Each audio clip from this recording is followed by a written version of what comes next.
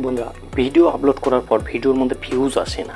অত্যন্ত নতুন ইউটিউবাররা যে সেটিংগুলো বন্ধ রাখা উচিত সেই সেটিংগুলোকে অন করে রাখে, এর ফলেই কিন্তু তাদের ভিডিওর মধ্যে ভিউজ আসে না। তারা হয়তো না জেনে না বুঝে সেই সেটিংগুলোকে অন করে ফেলে, যার কারণে কিন্তু তাদের ভিডিওর মধ্যে ভিউজ আসে না।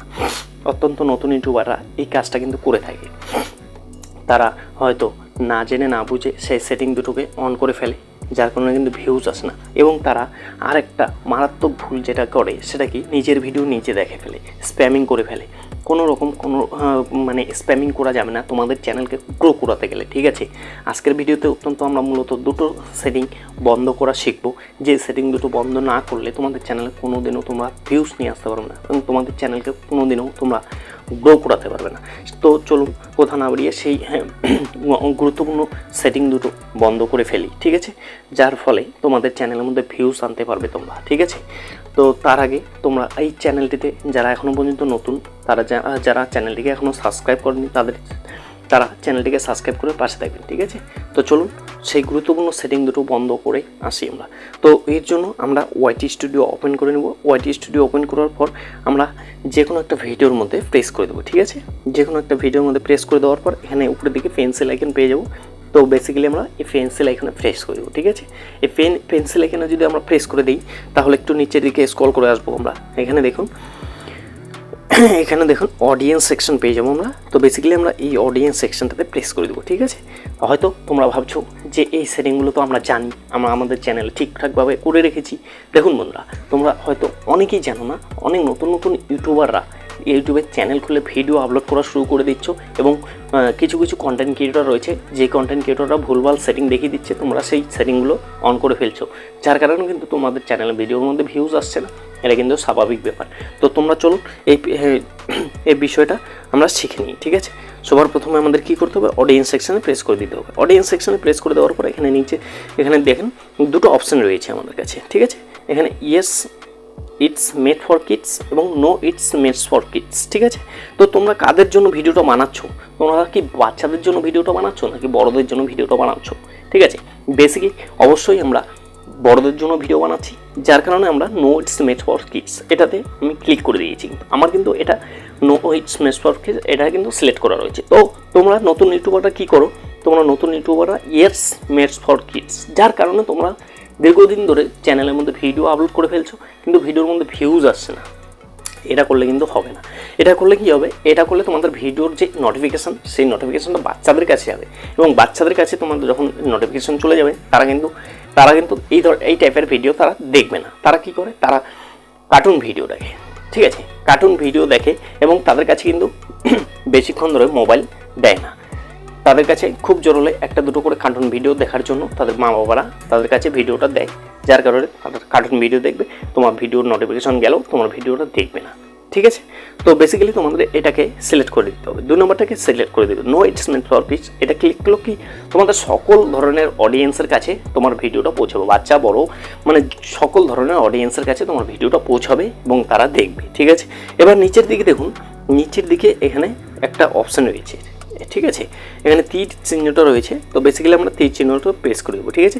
তীর চিহ্নতে প্রেস করে দেওয়ার পর এখানে দেখুন আমাদের সামনে দুটো অপশান চলে এসেছে, ঠিক আছে। এখানে দেখুন আমাদের সামনে দুটো অপশান চলে এসেছে।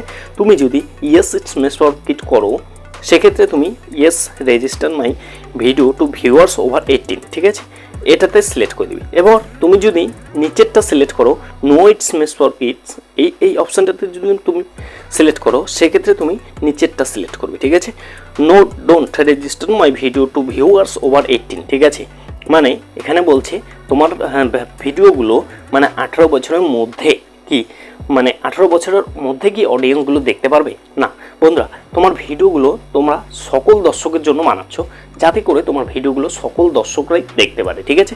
তাই no don't register my video to viewers over 18, ঠিক আছে, এটাকে সিলেক্ট করবে এবং নিচেরটাকে সিলেক্ট করবে, ঠিক আছে।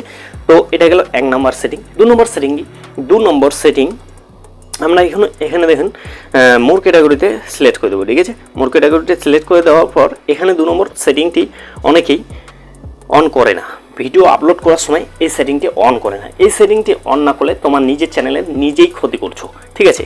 বেসিক্যালি আমরা যদি এই অপশানটাতে প্রেস করি, এখানে দেখুন allow video and audio remixing, allow only audio remixing, don't allow remixing. অনেকেই কী করে, এখানে দেখুন নিচের অপশানটাতে সিলেক্ট করে দেয়, হয়তো বুঝে না এই বিষয়টা কি, এই বিষয়টা না বুঝে কী করে ডোন্ট এলাও রিমিক্সিং, তো এই অপশানটাতে ক্লিক করে দেয়, ঠিক আছে। ডোন্ট এলাও রিমিক্সিং এই অপশানটাতে প্রেস করে দেয়, ঠিক আছে, অনেকে না বুঝে।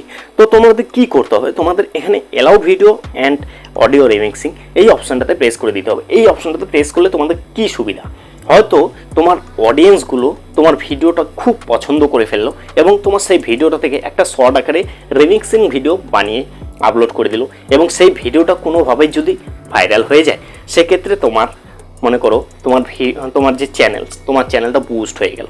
তোমার চ্যানেলের ভিডিও রিমিক্সিং করে কেউ যদি আপলোড করে দেয়, সেক্ষেত্রে তোমার চ্যানেলটা বুস্ট হয়ে গেল, এটা নিশ্চিত থাকতে পারো তুমি।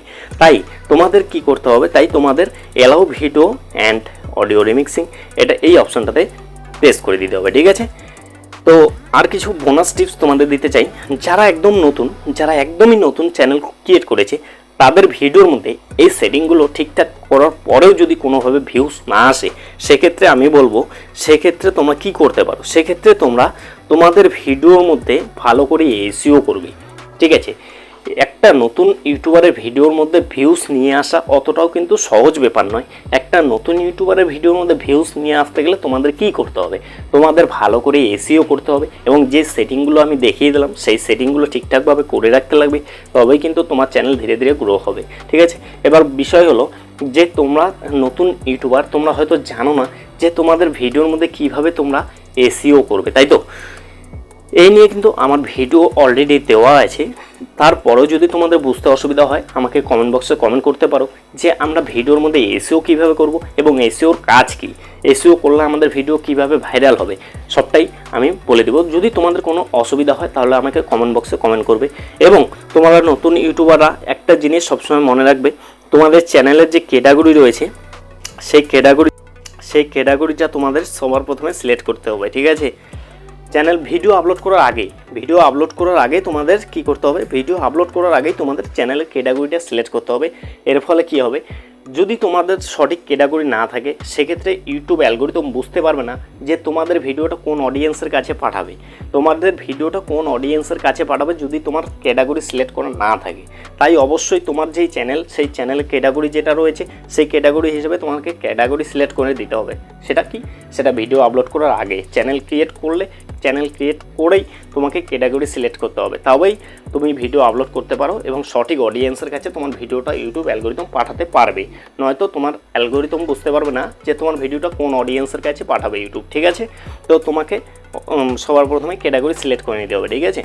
এবার ক্যাটাগরি সিলেক্ট করতে না পারলে আমার চ্যানেলের মধ্যে অলরেডি ভিডিও দেওয়া রয়েছে, তোমরা সেখান থেকে দেখে আসতে পারো, ওকে। তো বন্ধুরা, আশা করি এই সেটিংগুলো তোমার ঠিকঠাক করলে তোমাদের চ্যানেলের মধ্যে ভিউজ আসবে 100%। তো চলুন বন্ধুরা, এই ছিল ভিডিওটি কেমন লাগে অবশ্যই কমেন্ট করে জানাবে। ভিডিওটি ভালো লাগলে লাইক করে দেবে, চ্যানেলে নতুন হলে চ্যানেলটিকে সাবস্ক্রাইব করে পাশে থাকবেন। অলরেডি যারা সাবস্ক্রাইব করেছেন তাদেরকে থ্যাংক ইউ সো মাচ। তো চলুন বন্ধুরা, সবাই সুস্থ থাকবেন, ভালো থাকবেন, সাবধানে থাকবেন। দেখা হচ্ছে পরবর্তী কোনো এক ভিডিওতে।